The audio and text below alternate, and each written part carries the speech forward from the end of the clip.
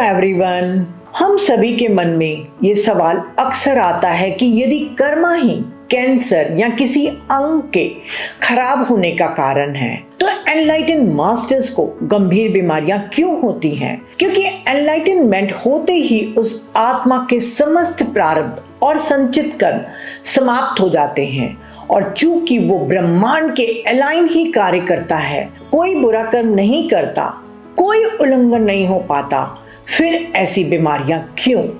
कर्म के नियम की कार्य प्रणाली रहस्यमय और बेहद जटिल है और इसीलिए सरल संबंध नहीं बनाए जा सकते और न ही बनाए जाने चाहिए। यही कारण है कि भगवद गीता में कहा गया है, गहना कर्मणो गति ही, यानी कर्म का नियम अत्यंत जटिल और दुर्बोध तरीके से काम करता है जो सामान्य मनुष्यों की समझ से बहुत परे है। इसीलिए हमें हमारे या दूसरों के साथ होने वाली हर बुरी चीज के लिए पिछले कर्मों को दोष नहीं देना चाहिए। तो अगली बार जब भी आप किसी व्यक्ति को पीड़ित या किसी भी कठिन परिस्थिति में देखें तो तुरंत यह न सोचें कि कर्म ही इसका कारण है, बल्कि गीता में श्री कृष्ण के शब्दों गहना कर्मणो गति को याद रखें। जब बीमारी की बात हो तो सिर्फ और सिर्फ कर्म को ही दोष नहीं दे सकते। हाँ, अधिकांश मामलों में नकारात्मक कर्म ही बीज होते हैं, पर हमेशा यही एकमात्र कारण नहीं होते। कुछ गैर कार्मिक कारण हो सकते हैं, जैसे कि किसी व्यक्ति की आत्मा ने जानबूझकर अपनी सोल प्लान में चैलेंजेस को फेस करना चाहती हो ताकि वो विकसित हो सके और अपने भीतर छिपे दिव्य गुणों को प्रकट कर सके और इस प्रकार ईश्वरीय चेतना के क्षेत्र में तेजी से आगे बढ़ सके। या आत्मा कुछ बीमारी से गुजरकर नए अनुभव को प्राप्त करना चाहती है ताकि भविष्य के जन्मों में उस अनुभव का सदुपयोग कर सके और उस क्षेत्र में परोपकारी कार्य कर सके। जीवन में चैलेंजेस आने का एक और गैर कार्मिक कारण तब होता है जब एक व्यक्ति दूसरे व्यक्ति के बुरे विचारों और कार्यों का शिकार बन जाता है।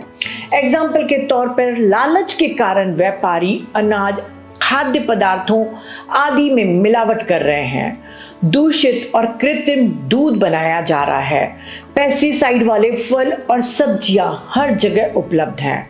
इन बाहरी कारणों से भी शरीर बीमार हो सकता है।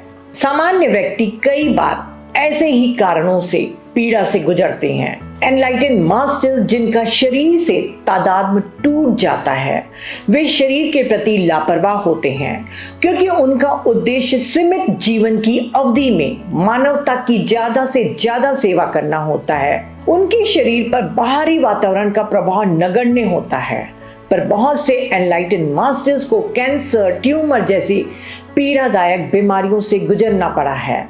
ये बीमारियां उनके कर्म के फलस्वरूप नहीं हैं। एग्जाम्पल के तौर पर रामकृष्ण परमहंस, स्टॉकहोम सर्डियन, रमन्ना महर्षि, जिड्डू कृष्णमूर्ति, निसार दत्त महाराज।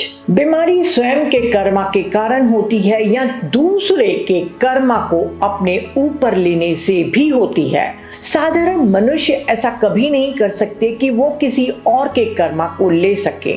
दूसरे के कर्मा को लेना केवल एनलाइटन मास्टर्स द्वारा ही स्वेच्छा से किया जा सकता है। श्री रामकृष्ण परमहंस पर लिखी बुक में स्वामी शारदानंद एक घटना का वर्णन करते हैं जो श्री रामकृष्ण के गले के कैंसर से पीड़ित होने के बाद घटी थी। उस समय श्री रामकृष्ण इलाज के लिए दक्षिणेश्वर से कलकत्ता के एक घर में चले गए थे। जब वे एक दिन अपने कमरे में इधर उधर टहल रहे थे, तभी अचानक उन्होंने देखा कि उनका सूक्ष्म शरीर उनके स्थूल शरीर से बाहर आ रहा है। श्री रामकृष्ण ने देखा कि उनका सूक्ष्म शरीर घावों से ढका हुआ था, विशेषकर गले के क्षेत्र में। वो इस तरह के घावों के कारण पर आश्चर्य कर रहे थे। तब ब्रह्मांड की दिव्य मां काली ने उन्हें बताया कि जो लोग विभिन्न बुरे कर्म करते थे वे श्री रामकृष्ण के पास आए थे और जब उन्होंने रामकृष्ण के पैर छुए थे वे उन्हें छूकर पवित्र हो गए थे। श्री रामकृष्ण ने उनके कष्टों पर दया करके उनके पापों को अपने ऊपर ले लिया था और उसका शरीर अब उन सभी लोगों के बुरे कर्मों का फल दे रहा था। इसीलिए उसमें ये घाव हो गए थे। ये बातें अपने शिष्यों को सुनाकर श्री रामकृष्ण अपने गले की ओर इशारा करते हुए कहते हैं, यही कारण है कि ये कैंसर है। जब शिष्यों ने अपने गुरु श्री रामकृष्ण के शब्द सुने तो उन्हें अत्यधिक निराशा और दुख का अनुभव हुआ, क्योंकि उन्हें वो सब समय याद आ गया जब उन्होंने झूठ बोलने, धोखा देने जैसे विभिन्न बुरे काम करने के बाद रामकृष्ण के पैर छुए थे। और इस दौरान उस महान पुरुष ने चुपचाप उनके पापों को अपने अंदर समाहित करके उन्हें उनके बुरे कर्मों के परिणामों से मुक्त कर रहे थे। एक बार ल्यूकोडर्मा नामक त्वचा रोग से पीड़ित एक व्यक्ति ने श्री रामकृष्ण से प्रार्थना की कि यदि वे उसके शरीर पर अपना हाथ फेर दें तो वो रोग से ठीक हो जाएगा। श्री रामकृष्ण ने करुणावश कहा, जैसी तुम्हारी इच्छा, मैं अपना हाथ आगे कर दूंगा। यदि देवी माँ चाहेंगी तो तुम्हारा रोग ठीक हो जाएगा। और उसने अपना हाथ उस आदमी के शरीर पर फिराया।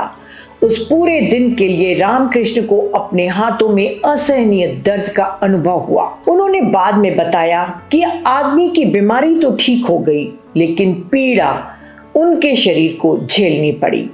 तो इस तरह श्री रामकृष्ण ने दूसरे लोगों के पापों को अपने ऊपर ले लिया। गुरु द्वारा अन्य लोगों के पापों को अवशोषित करने की इस घटना को एक अन्य महान अवतार श्री अरबिंदो ने आगे समझाया है। एक बार श्री अरबिंदो के शिष्य ने रामकृष्ण परमहंस के कैंसर का कारण उनसे पूछा और कहा कि क्या उनके शिष्यों के पापों के कारण ही ऐसा हुआ? क्या ये सब संभव है?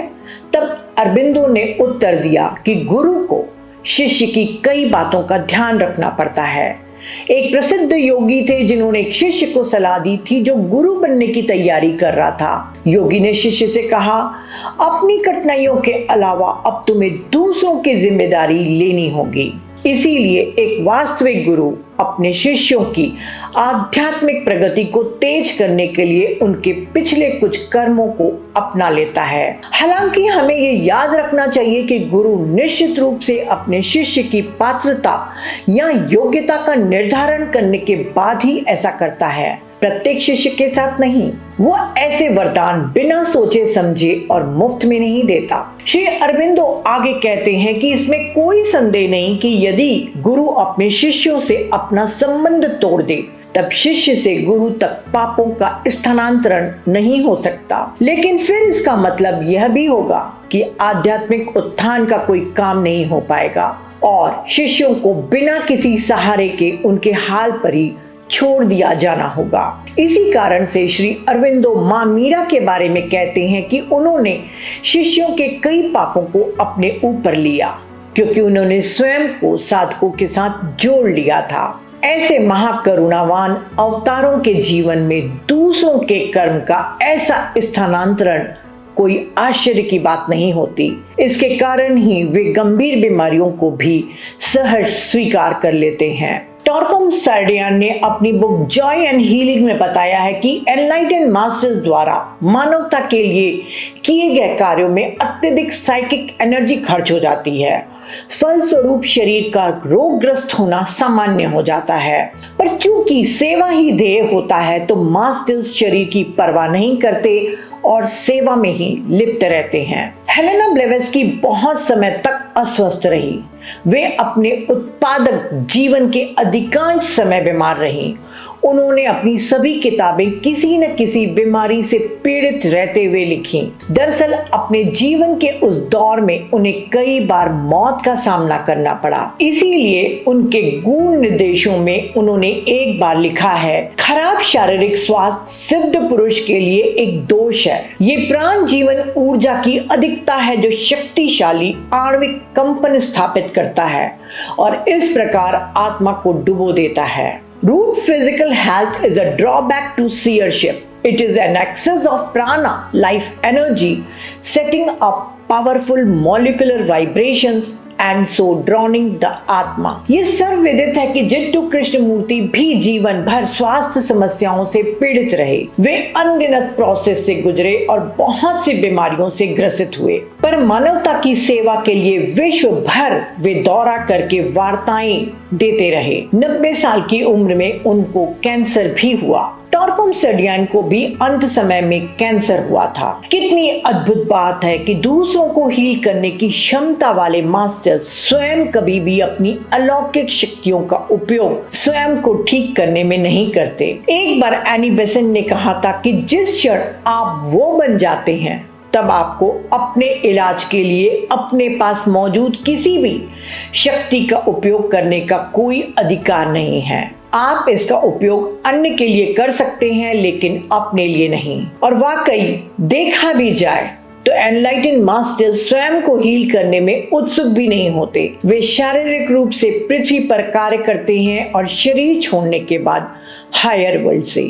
इसीलिए शरीर उपकरण के होने की बाध्यता उनको नहीं होती। तो फ्रेंड्स, इस तरीके से हम समझ सकते हैं कि एनलाइटेंड मास्टर्स के अपने कोई बुरे कर्म नहीं होते। इसीलिए ऐसे मास्टर्स की बीमारी या तो उनके शिष्यों के कर्म के कारण होती है या ब्रह्मांडीय चेतना से जुड़ाव के फलस्वरूप अत्यधिक ऊर्जा के कारण, जैसा कि ब्लेवेस्की कहती हैं। पर वास्तव में मानव मस्तिष्क इतना सक्षम और योग्य न हो पाया है, न ही भविष्य में हो पाएगा कि ब्रह्मांड के रहस्यों को वो जान सके।